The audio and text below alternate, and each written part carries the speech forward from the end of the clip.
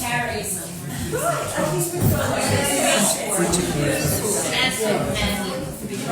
Welcome everyone.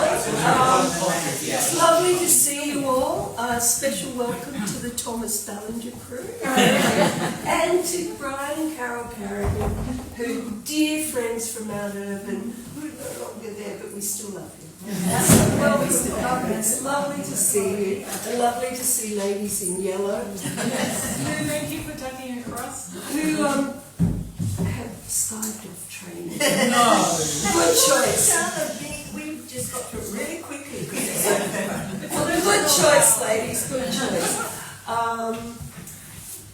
This is Cheryl Bruce, all the way from the Central Coast. She's swapped sea spray for mist, which is rising down. She thought when she first came, oh, the mountains are a dream, it's beautiful. Then she got some authentic weather. So her work speaks for herself. I won't speak for that, and we'll let Cheryl. But join me in welcoming Cheryl Bruce.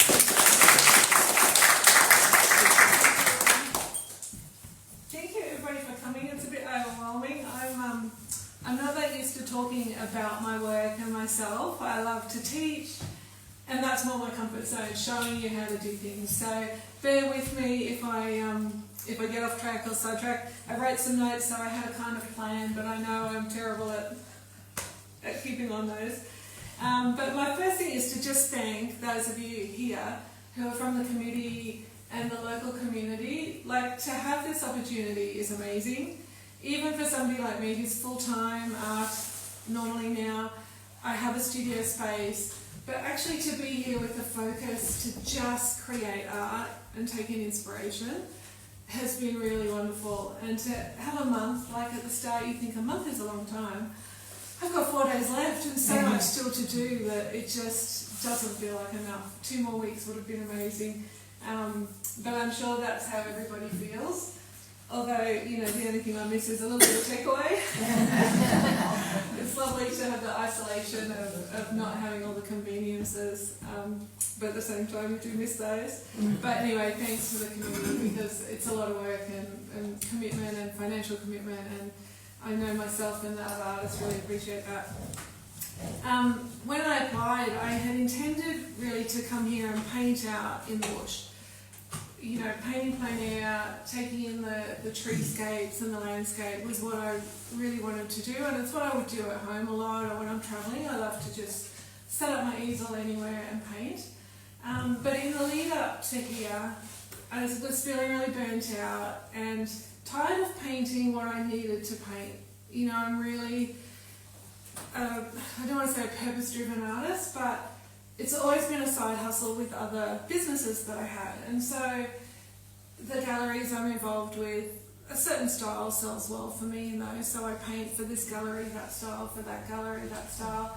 You know, I might have an exhibition coming up and I'm creating a body of work for that.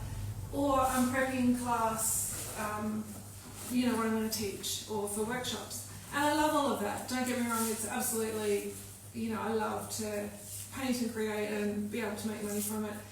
That's the ideal. So it never bothered me, but I started to think, I want to do something different while I'm here, and I want to experiment a little bit more. And I've been creating kind of neon colours, and I had done some little abstracts that have sold really well, and I really enjoyed them, but they were acrylic, and I don't generally paint in acrylic, and I don't enjoy it. So I wanted to work out, how can I paint the landscape and use those neon colours of the bright, bright pinks and oranges that I was feeling the urge to do. And so I started to think, I'm going to spend a bit of time on that. I'm going to spend a little bit more time experimenting. I'm not a printmaker, I had no interest at all in the printing press. But some friends of mine who were here in June or July, Julie Simmons and Melissa Reed Devine, popped up near the start of my residency, and they spent 2 nights up here, and Melissa told me what to do with the printing press, and she was so excited about it that, you know, I went, oh, okay, I'll write some notes of what I've got to do. And I ducked over to Katoomba and I bought a little tin of paint, a certain kind of printing ink, and I have a newfound love of the printing press, and I wanted to join the Makers studio when I get back home. But I'll talk about that a little bit further on. So, I've talked about all that. I just want to say too, this magnetic wall is just awesome. I really enjoy being able to put things up to dry, put them up to look at. So as I've been creating, I've been adding to this wall. I had to clean off all the ghost prints, which are like the third. So this would be the first print, run through, take that off, and then just to use up the ink on the paper, if you're not familiar with printing, I would put another sheet of paper on, and then my third one generally was the rice paper, so these little thinner ones. So that's why they kind of get lighter. So I've cleaned off most of the ghost prints off that wall. But when I first got here, I didn't have anything on the wall. And what I thought was I would start taking some notes. I'm not really a journaler. I don't write any thoughts down normally, any time. But I put some sheets up here. The first one says, was it experimental, or what was experimental? And the second one is findings or thoughts. And because I knew I would get to this point at week 3 and have to talk about process, and I think, will I be able to remember? Because one thing leads into another and it becomes a bit of a blur. So this was actually a really, really good exercise for me, because it made me think more about what I was doing and why. What was the thing that was different? And I would come over here and I'd write it down. And some of these things led to other decisions across the 3-week process. And so I would put this little, either a tick that went well and there was something good here that happened, or a cross if it went badly, happy face, if it made me happy. I had a little code going. But that's one of the things I'm going to keep going with when I get home, because a little bit of it also was my, inner critic's not the right word, my little mental inner voice sometimes was telling me things. And you keep thinking about it until you write it down. So I would come over, write my little thing there, and then it kind of went from my head. So that's one of the practices I'm going to keep going with when I get home. But the first day here, so experimentation-wise, it was these boards that I had bought probably 3 years ago that this Waratah and the other unfinished painting is on. So it's a certain type of watercolour paper board. I bought it and I'd never used it. So in my packing I threw in everything I've had for a long time and not used. So that's okay, I'm experimenting with this. I don't know how to use the board, what the paper's going to do. And I also wanted to glaze with inks. This flower on my first walk out into the garden just was so amazing. I think it had just probably opened, as to why it's lighter in the middle. The sunlight was catching it. And at home before I came up, we were painting Waratahs with my class. And so I was really tuned into the Waratahs, but hadn't kind of realised there were so many in Mount Wilson, and that I would have them in my backyard. So I got here and I was like, I've got to get out. So I quickly set up the studio and I raced out, and I had my sketchbook out there with me, and I'm doing a sketch, and the birds were flying around, and I had sandals on, not proper shoes for the snakes. But I'm just going to do a bit of painting, and then took some photos down through there. Then decided the shoes were a bad option and I needed to head back to the house. But so this was the first painting that came from the sketch that I did out in the yard. And in my head that's still unfinished, because I really had the goal to paint a little bit looser and to add some loose scribbly colour pencil to it. So I'm sitting with it thinking about still whether I'm going to do it, because I quite like it at this stage. And there's some unfinished works around, so I didn't bust my foo-foo to get those done for today. I've still got a few days, and some I'll take home unfinished because I know where they're going. So Waratahs have been a little bit of a theme throughout. And the other thing then that I did sort of following that was, normally I have a pretty good sketchbook practice going these days. Almost not a daily basis, but regularly. And in thinking about how do I incorporate bright colour into the landscape, one of the first exercises I did was in my sketchbook a tonal study. So I decided I would do four 4 scenes are the same, 4 paintings of the same scene. So I did it as a tonal study first, just with markers, and then a watercolour study in the style I would normally paint watercolour. So in the realistic colours I was seeing, trying to be a little bit loose because it's my sketchbook. And then I thought, okay, how can I change up the colour? And I still couldn't fully, like, the trees, I still kept the trees as they were in the other paintings. But I tried to be really conscious of how I had layered the colours in through here and did the same but with different colours. So that kind of helped me to think about how I could change those colours in an unrealistic colour scene. And then I also bought gouache about 2 years ago and really haven't used it. I've maybe done 3 things with gouache. So I decided I'm going to crack the gouache out and try a landscape. I've not ever done a landscape with gouache. I've only done a couple of florals. And I really enjoyed that, and I thought I'm going to do a little bit more gouache while I was here. And you know, I came thinking this was kind of my goal, but I got off track totally, and I did no more of that. So that kind of, that can just be passed around if you're interested to look while we're talking.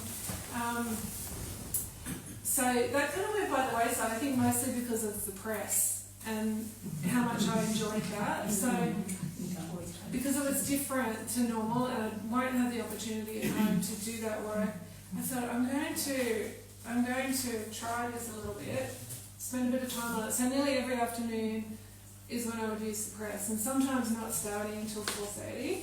So I've been in the studio really long hours. It's not uncommon to not get back over to the house till 7:30 or 8 o'clock or 9 o'clock even, because I would start late and I would think, I'll just do something quite simple. And then I'd start a tree scene like this kind of thing. That would take me nearly 3 hours to carve the plate. But anyway, it was worth it and I loved it. And had I not been interested, I'd have just put it aside and gone back home. But this was where I started. So my first little experience of the plate was this waratah, which was one Anne had set me up a lovely little vase of flowers. So from her garden. So I drew that from life. And is there anybody who doesn't know anything about printmaking or what this process is that wants me to talk through the layers, or does everybody know what to do with the print? No.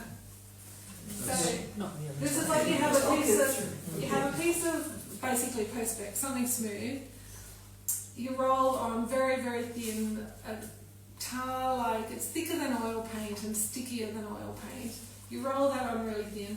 And then basically you're negative drawing. So you're lifting out with a cotton bud or a little rubber tool or even just paper towel. You're lifting whatever you want to be light from it. So and leaving the ink to be dark.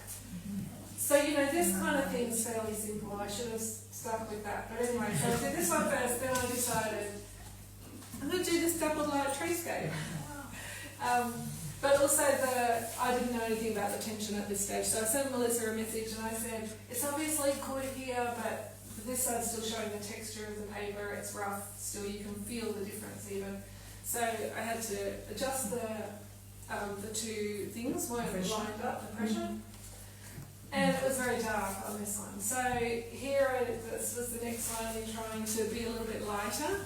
And I also was trying to continue the idea of the pink and the corals and the orangey theme, so hence some of the paper I've pre-toned just to see what that would work like. And so those prints. And then from there, this little one that was, again, from the still life, from the vase that Anne had set up for me, which I only just got rid of yesterday. It was very dead, and I thought non-artists probably don't appreciate the vase with dead flowers and leaves. But from here, I had those prints, so on rice paper like this, the very pale paper. And it was one of my favourites because they have this kind of golden tone with the sepia ink. But I thought, what can I do with it? You know, being purpose-driven, I'm still trying to change that mindset of, can I sell it? Can I frame it? I really like it. And I thought, well, I've got nothing to lose because I can't frame it or sell it as it is because it's not going to be archival. Like it just as rice paper, it's not going to necessarily last a long time. So I thought, what will happen if I glue that onto, I pre-wrapped watercolour paper over canvas, so you can see I do that a little bit now at home. so that I can frame them a little bit more modern. So what happens if I wrap that over? And then the next thought is, what happens if I put some watercolour on that? And I tried at first just to paint the flowers, but then it spread. And so then I had to run the pink around the background. And at that point I thought, oh, I've probably ruined it. It's not looking great. And then I thought, oh, what happens if I add gouache in? And I was just going to put blue gouache around one side. And then I thought, this is for the bin. Oh my god. Like, I've just ruined that. My friend was here that day. She'd taken a mental health day from work. And that's why she's anonymous on Instagram, my anonymous friend. I said to her, it's a goner, it's for the bin. That blue just ruined it. Because it just looked stuck on then. So quick smile, I'm trying to blend it out, but it had just grabbed. It wasn't doing anything. So I went over then with purple. And then I looked from a distance and I went, oh, you know what, I don't mind it now.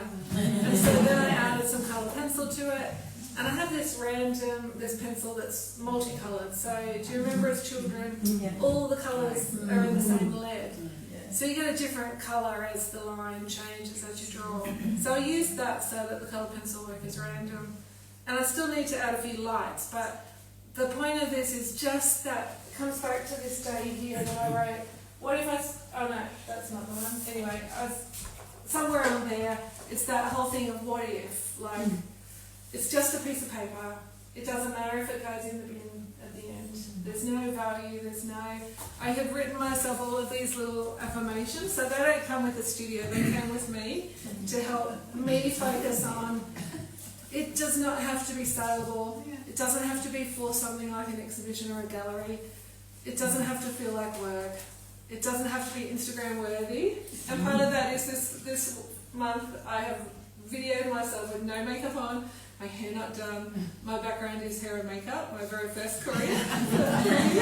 So that's a big thing. But I said to myself, I resist videoing because it's an effort to go, oh, I've got to go put on makeup and do my hair. So I just thought this month, you're going to see me on Instagram, I'll natural in the studio.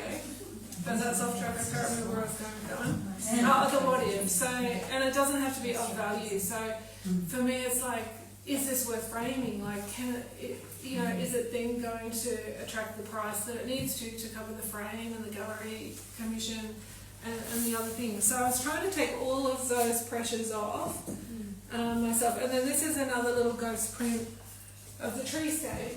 And I started to hand colour that just yesterday, so I haven't finished that one. It's not at a finished stage. But then last week, or was it just before? Yeah, I think it was the beginning of last week. I wrote here, what if I start each day with play? And I had to really think about what is play, and I've talked about it a little bit on Instagram. Because again, it comes back to that mental thing of, if I just paint on paper like this, again, it's not archival. What if I love it when I've finished it and I want to frame it? That's what I was talking about with the inner voice telling me, but I should be working on good paper in case it turns out.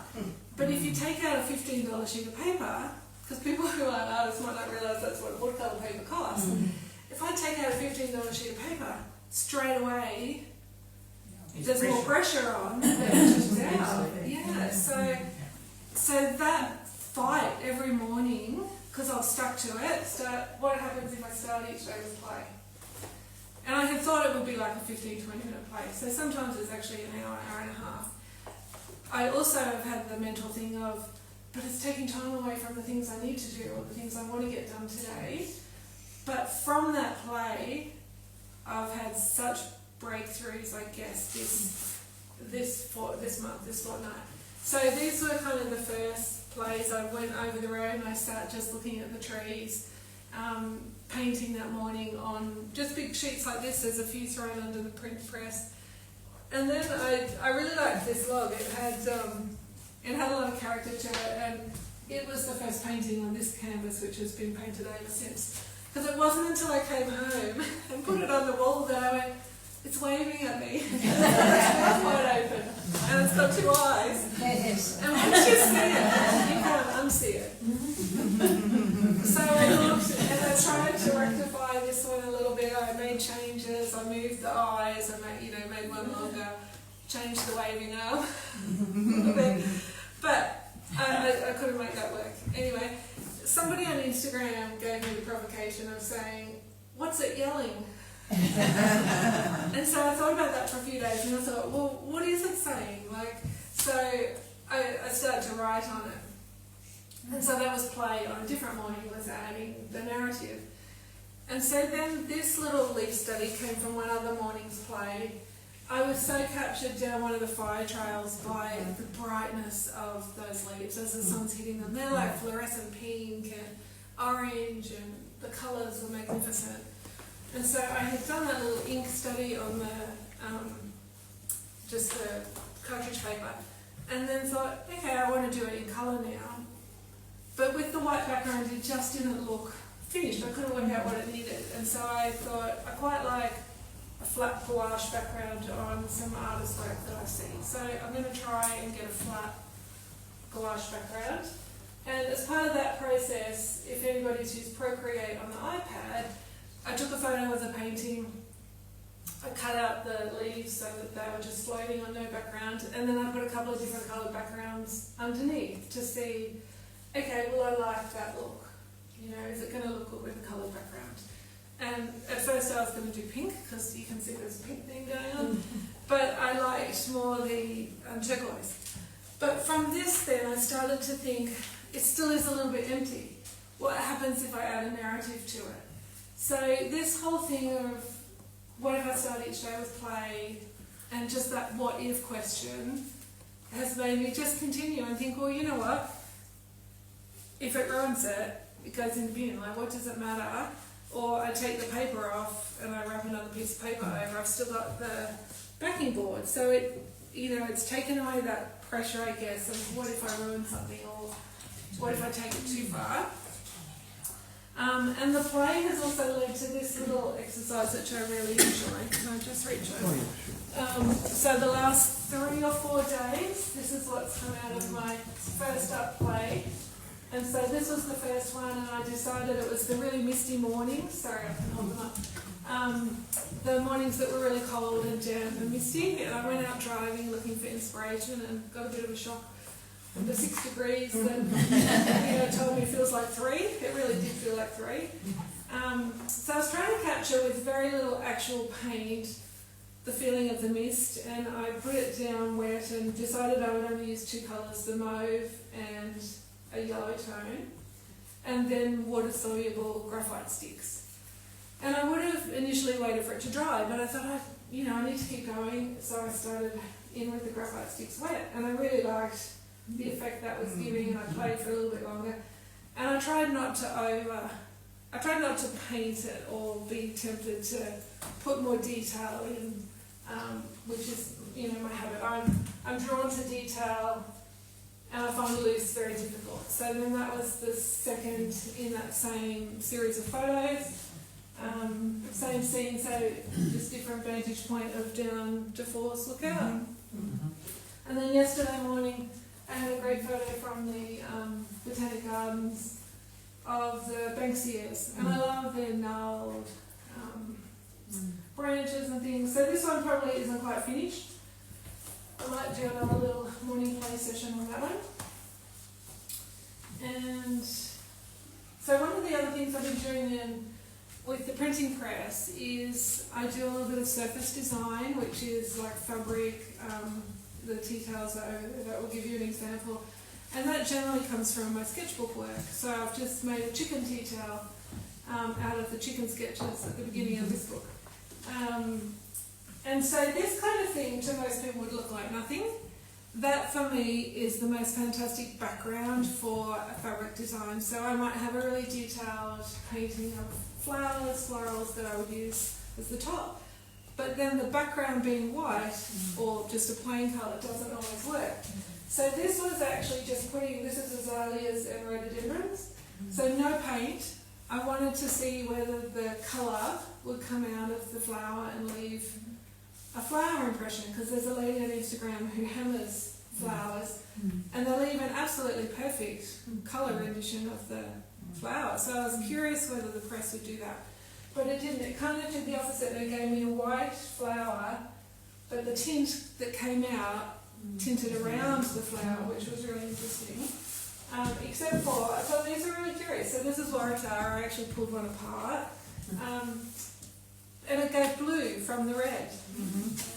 So the petals are red, but the seepage, I don't want to call it ink, but the tint that came out of the flower gave me purple, and this kind of rusty thing is just stuck on. Sorry, it's just like a powder that's fibre. And so some printed out really well. The daisies there, I'm going to do another daisy. But I love this kind of suggestion of, it's like a suggestion of flowers. But for those for me are really valuable for backgrounds. I'll scan them and they will become part of fabric design or surface design. Okay. Last kind of process is these little ones, which this is an unfinished version of the same. So this started as my waving log that I did over the road. But in general, these little ones are the Kukatunga shearing shed. So I had a little visit out with Robin earlier in the process, in the residency. And I have this little series of reject cyanotype prints from an exhibition I did where I used them and hand coloured them. So at the time I thought, oh, what am I going to do with all of the ones I didn't use? And I struggle with abstract. I can't see something abstractly very well. So what I did was gesso over those, and it gave me like a little bit of dark and light of a pattern still. And then I thought, I'm going to just throw bright coloured watercolours on. So this is stage 2 of these paintings. They get a watercolour wash of just random colours. And then I'll look for, can I see something in that? Does it look like a landscape? Is there something that has a suggestion of a tree? For me, I can't do pure abstract. I'm still looking for what does it feel like, or and so this is a bit I've cut off one that I framed, but just to show you, so that was actually a landscape. It felt like a cloudy sky, and I added some colour pencil to suggest fields and emphasised a few things. And some I put, so you know, some of these really bright fluorescents, I do put some acrylic over those, that little series that I did. And so I had brought these with me because I had a few still unused of these and a few at this stage because I've sold nearly all of that series. But then I thought one of them had this section of white here, and it just made me remember the photos of the shearing shed and that there's a doorway. And it just happened to be that the highlight was where the doorway would be of the shearing in the shearing shed photos looking through. And so I thought, as I was painting the loose wash of that, this stage, as I noticed that, I got the photo out and I did go, okay, I'm going to just put sort of a little bit of sense of something into that. Not quite as abstract as this. I put a few little darks in here where I knew like the wires were going to be. I made sure I kept that light. But then when I paint the next stage, I'm trying not to lose all of these bright colours that are there. I'm trying just to paint a little bit, and on these I tried not to use any acrylic. I just wanted to do watercolour and see. It doesn't act the same when it can't absorb into the paper like it does normally. Like this kind of painting, the water and the paint's absorbing in. This, it floats on the top and you can move it around a lot more. But it also is a lot harder to work with. So I did that little number and I was really happy with that. And I thought, when I was looking at the others, I could just see a tyre track here in green, and I've left that untouched. I did nothing to that little section. But in that whole abstract thing, here was this little pattern to me of that lines of the tyre. And then there was a dark bit over here. And I remember there was a green tractor, and I thought, can I make that one work as the tractor painting? As the tractor in the shearing shed. So again, trying to keep the painting to a limit and just suggesting and adding a little touch of pencil to it as well in the end to get wires and things. And then this one's unfinished, so that's another little cabin or cottage at Robin's property that I'm just testing out. But that I think I will have to add gouache or acrylic to get this kind of area of there's ferns and roses and things down here. But I quite like that the chair suggestion is there. It's a little bit high, and in my, not perfectionist, but in my reality need, I'm resisting wanting to lower the chair because the suggestion of it is there. Nobody else knows. I said to my class all the time, nobody else is looking at the photo. They don't know that the doorway probably doesn't have steps. Is a long window. So my window will just be shorter. So I think I've covered all of the techniques. And I just want to say my main takeaways for me is that the value of writing my thoughts and my notes down, I'm going to keep that going once I get back. I also have 3 workstations set up. So one for printmaking, I have the acrylic and gouache there and my watercolour. And that makes such a difference. At home I start a painting from start to finish. And then I move on to the next painting. Sometimes if I'm waiting for a wash to dry, I'll start another painting. But generally, I'm just working on one thing at a time. I loved that I could say, if I was doing a bit of that, I'm just going to do an hour on this, and then I'm going to go over to that station and I'll work on that painting, and then I'm going to do some printmaking, and then I'll come back to that, and I haven't finished this. So I would have kind of 5 things in various stages in a day that I would come and go from, and it really broke up the day. It didn't, I guess, feel as much like work, or I don't have to finish this painting before I can move on to the next one, which is my normal habit. So I'm going to readjust my studio to put some stuff away and create more table space for another workstation. And what else do I think? I love the magnetic wall. And I just wrote down, I haven't signed anything yet because I kind of feel like everything is, still a little bit in process, even though there's a lot of things that I probably won't do anything more to. One of the other things that an early tutor said to me was, once you sign it, it's done.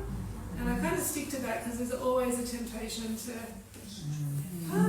is there something more I could do? Or, when do you stop as an artist is a big question. So when you stop is when you signed it. So I kind of feel like everything's still in a little bit of a stage of experimentation and might evolve. And I just want to say it's been amazing. I've got 4 days left for 5 days, whatever it takes me to Thursday. So much inspiration. I'm so thankful for the opportunity to have been here and taken in the inspiration to be able to just work on my art and my practice. And have such an amazing, supportive community to do that. And all of you guys coming to listen to me awful lot, but thank you. And if you've got questions, I'll open the floor to Q&A. If there's anything that you want to say. About the spine bills. This one. So that's another one from Robin's property. But they've been nearly everywhere, haven't they? Yes. So I'm glad that you recognise these 2 here. I've got some photos at home in another sketchbook that I've drawn from another friend's property, but I just love them. But all of these bird ones, I just feel like I was a little bit too dark with the ink, so when I did this one I was trying to be a little bit lighter to lift more out.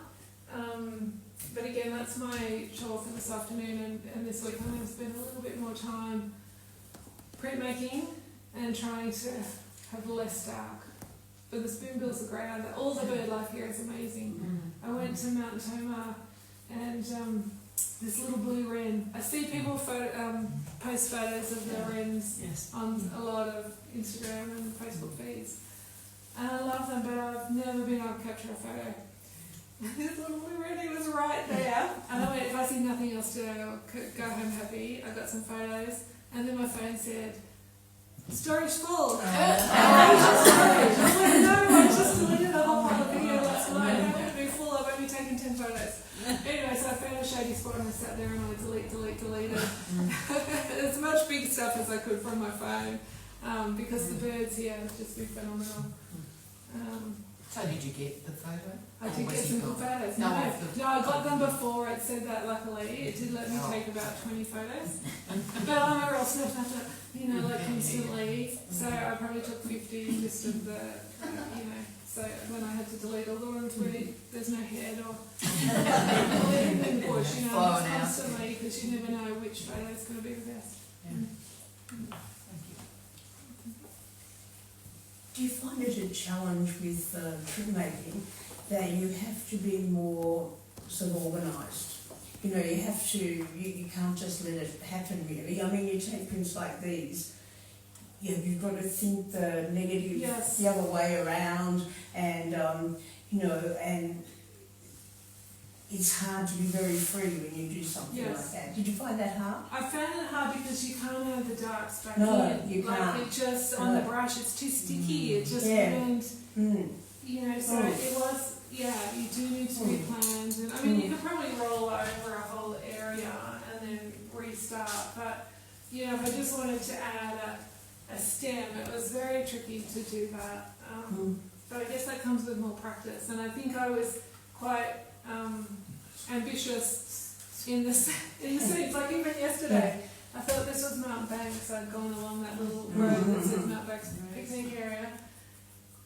And I thought, I'm just going to do this really simple and quick because I had done this one the day before. And it was really quick and I really liked the softness of it. But of course, then I'm like, oh, but how do I do clouds? Well, you know, so I might have spent an hour just thinking, is the sky going to work? Or, you know, lifting out. And yeah, you can't just kind of put the darks back in. So you do have to think ahead, which normally I would say I'm not good in reverse.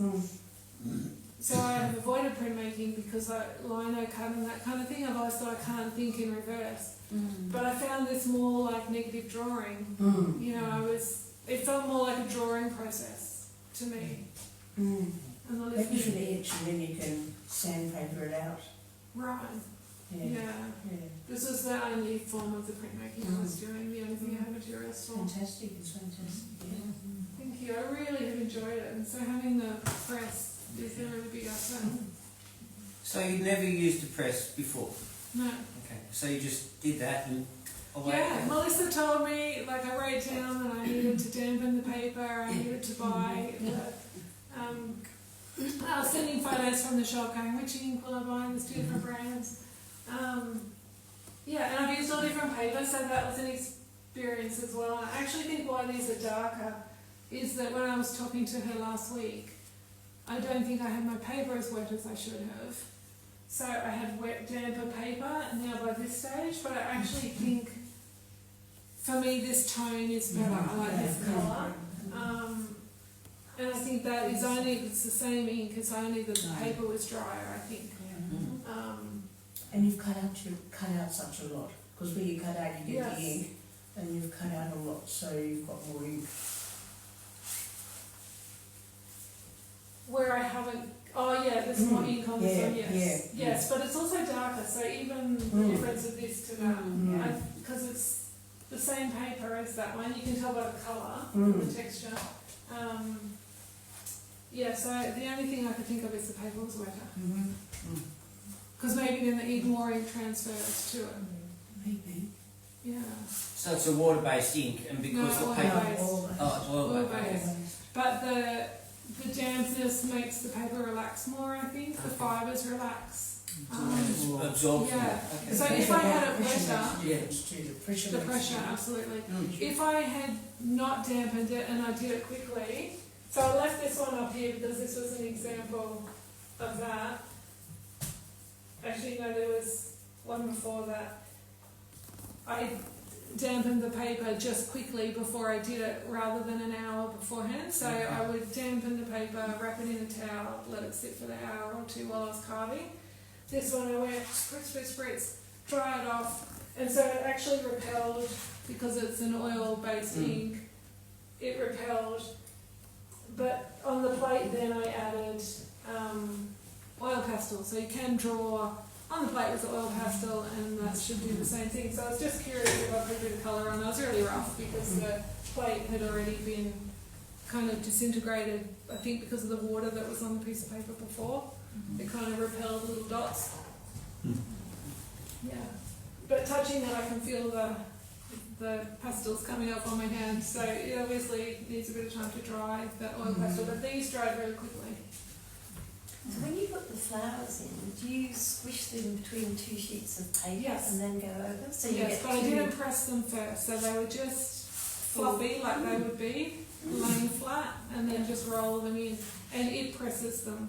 Yeah. So you can have two pictures of them. Really, Yes, I the top did. and So the bottom. everything I've got two of, and one generally they're quite different to each other as well. Because sometimes I was using watercolor paper and sometimes printing paper. So you can see the difference in colour. This is the watercolor paper. This is just printer paper. And so some came out better on. They came out differently on different paper. So this one is really purple on the printer paper and more blue on the watercolor paper. So if you look closely at this, the detail in that centre of the daisies is quite astounding. I'm going to do a few more daisies before I go. And another thing I did with some leaves down there was ink the leaves up and then put them through. So these were no ink, just the pigment of the flower.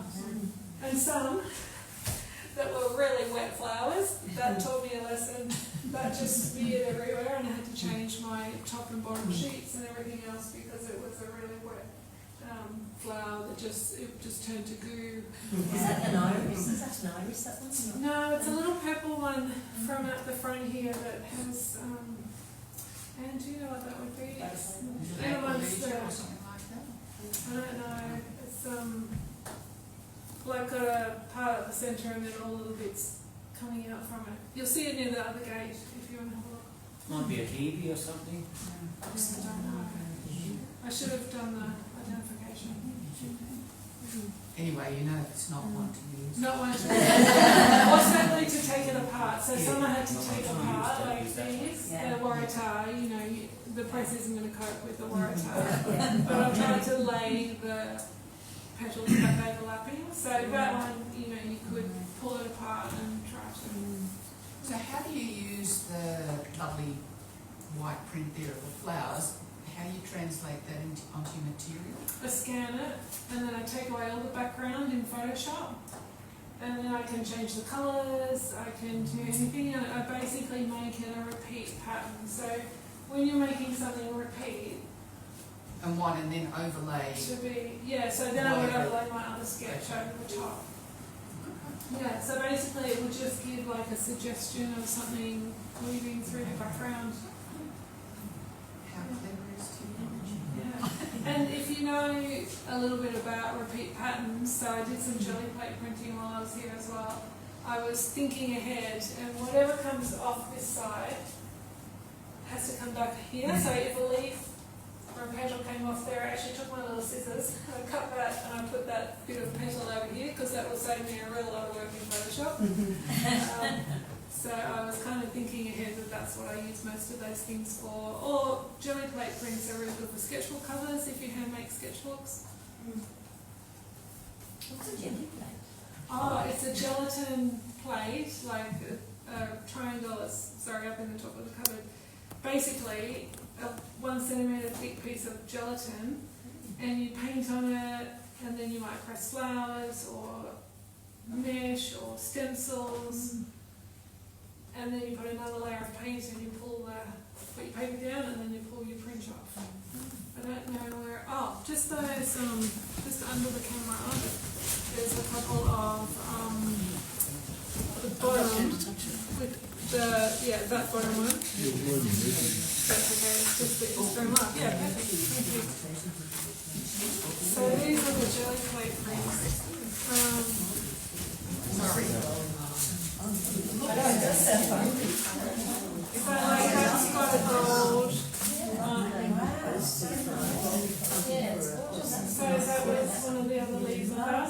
I was having trouble with the texture of the paint, and I think it was the brand I was using. So you should get a much cleaner print than that. I was getting a lot of texture because my paint, you can see here, my paint was repelling. See, it was becoming these little bubbles, not staying solid.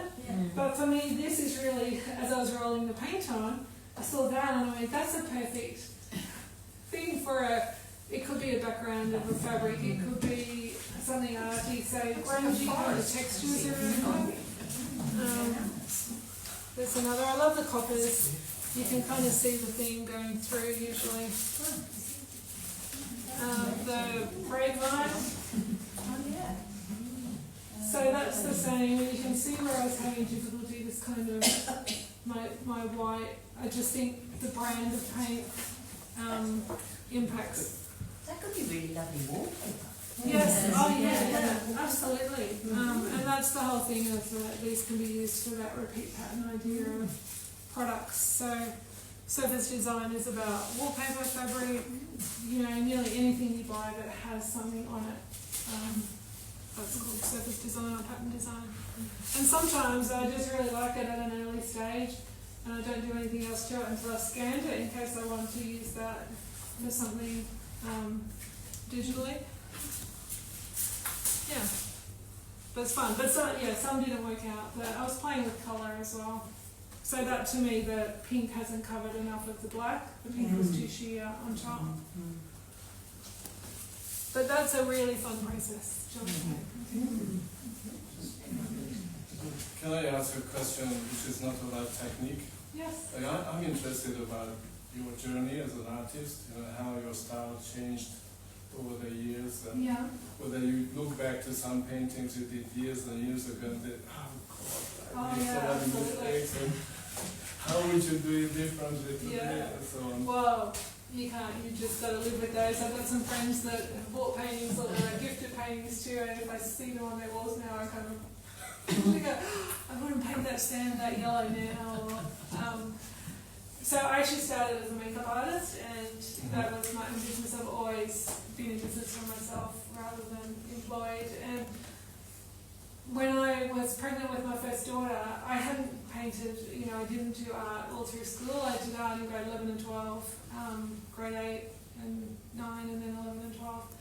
And I thought I was bad at it. The teachers didn't give me much guidance or much feedback or anything, so I actually didn't particularly enjoy it, and I didn't go on to do anything art-wise. And it wasn't until I was pregnant with my first daughter, and a friend had started folk art, and I went, she wasn't even crafty, she can do that. Like, I was always up to sew, you know, my friend had always taught us fancy work and crochet, so I was always using my hands and sewed and made things, so I thought of myself as crafty. And I thought, she can do that, I could probably give that a go. And so I started folk art and teddy bears and things for my daughter's room. And I know if I hadn't started that way, I wouldn't have progressed. But it's hard to break. So they teach, folk art teaches you technique, brush loading, technical ways of painting. And it's really good for that. But later when I was trying to loosen up and learn some landscape, and I started watercolour about 3 years into that journey,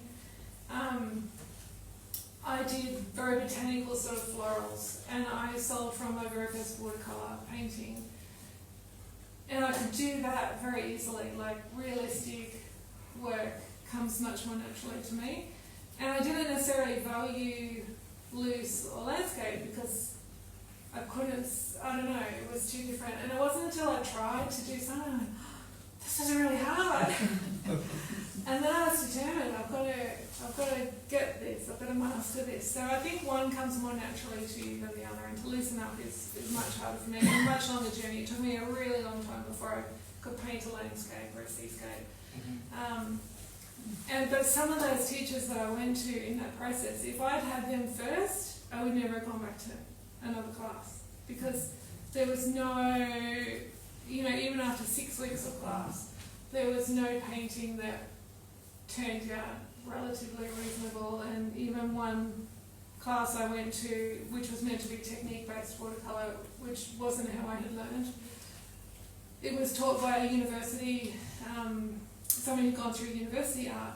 She didn't take paints, she didn't demonstrate, she put bottles on the table and said, paint that in 2 colours, any 2 colours. I was like, where's the demonstration? I don't know what you mean. Like, I don't know how to paint that in 2 colours. Like, I need to see what you're talking about. I wasn't saying that to her, I was saying that in my head.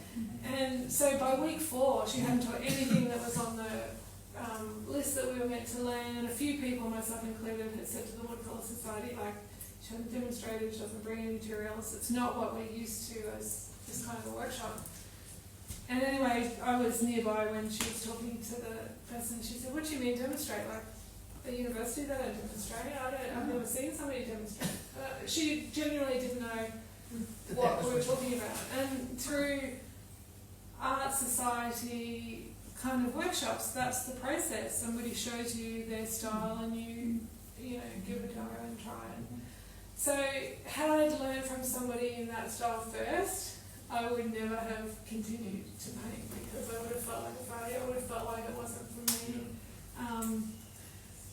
But that journey of lifting up seemed really long for me, at least 10, 15 years. And, changing brushes has made a big difference. Changing paper in terms of landscape has helped me a lot. And so now I feel like I can paint pretty much anything, but there's things I do better than other things. I live by the beach, so I do a lot of seascape and boats. And they've been turning points for me, boat paintings.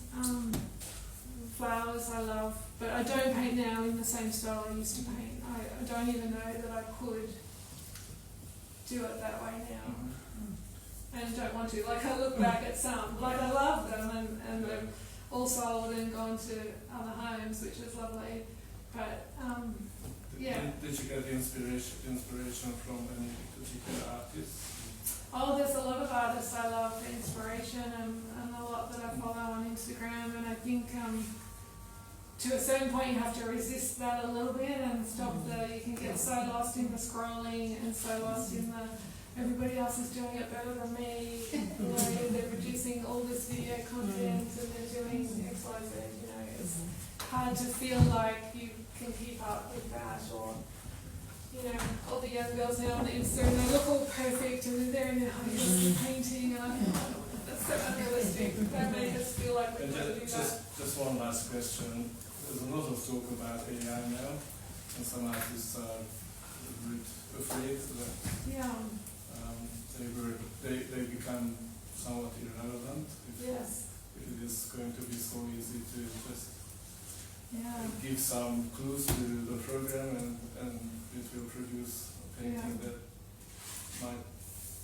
people might like better than yours. It's definitely a worry. Do you think about that? Yeah, absolutely. And I'm on a couple of different forums, so we talk about it a lot. It's really, we need people to want handmade and hand-drawn, hand-created, because there's really going to be a time where a lot of jobs will be non-existent unless business and consumers choose handmade, because why wouldn't an agency eliminate the graphic, or not an agency, business, why wouldn't they eliminate the graphic artist, all of those processes, the model, you don't even need a face. Like, I saw this lady talking about a beauty magazine and the credit, so she's a photographer, and so she was looking at the photo credits. Every single photo in this magazine that was about women's beauty and plastic surgery and enhancements and things, every image was AI created.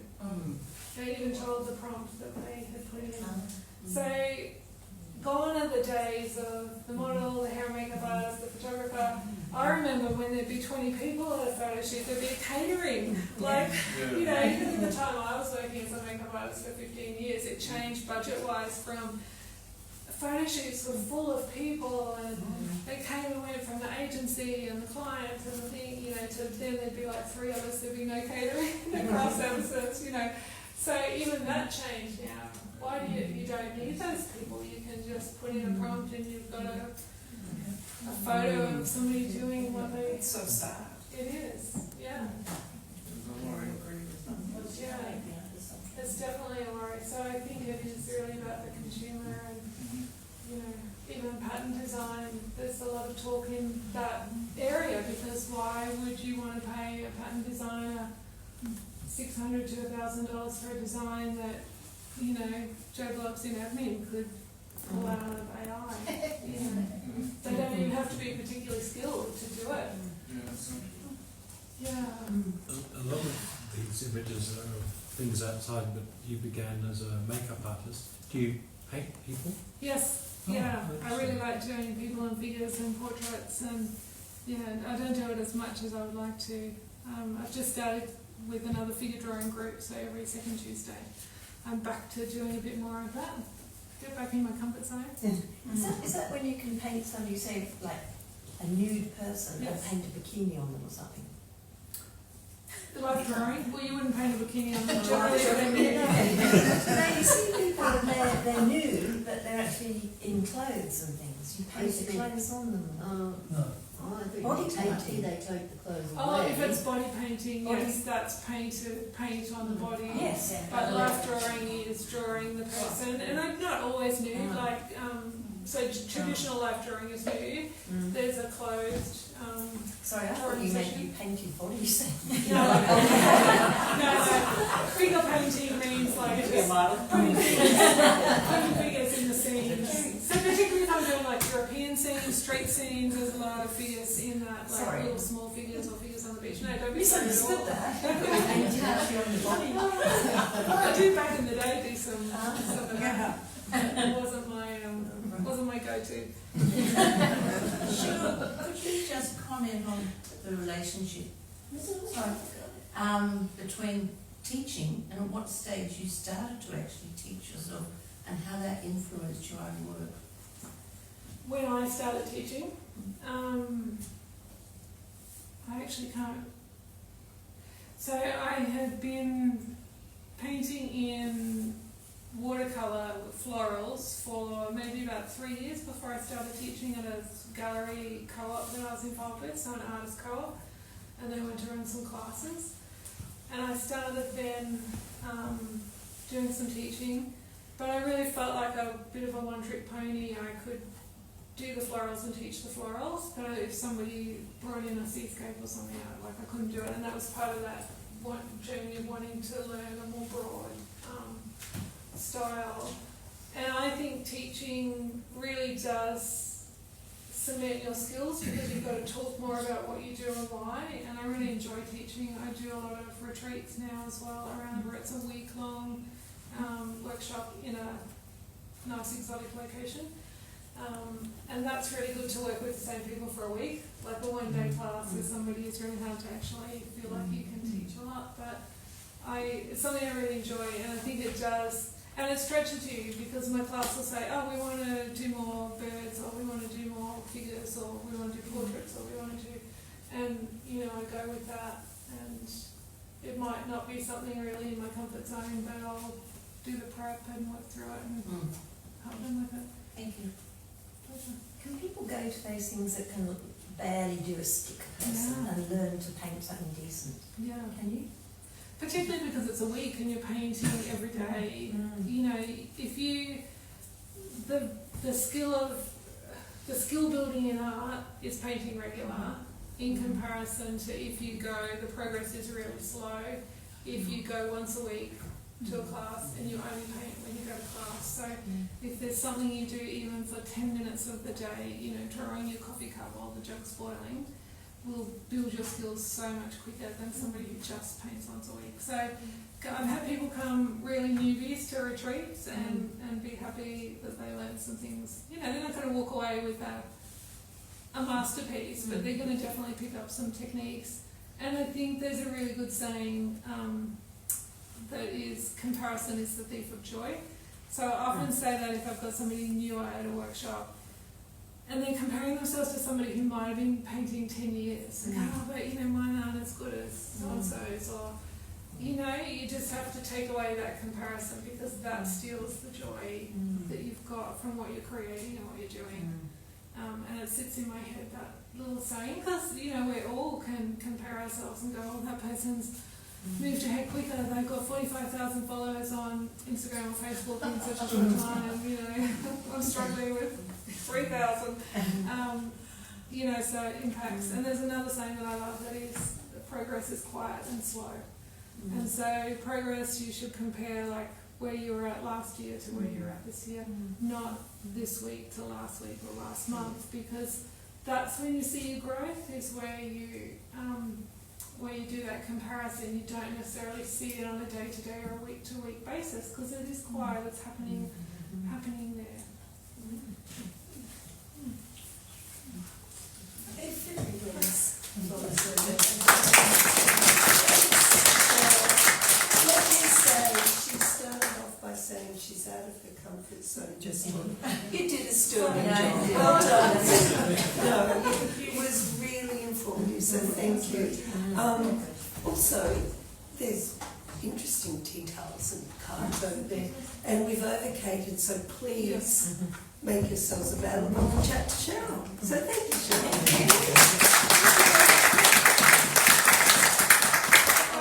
And by the way, they're mine. Are they for sale? Yes. Can we just ask for, I've got 2 or 3 that I'd like. Yes. Just let me know which ones.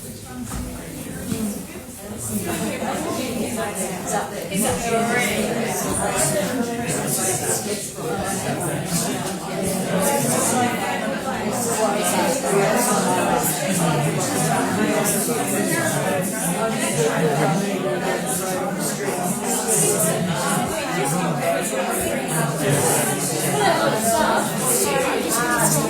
Mostly.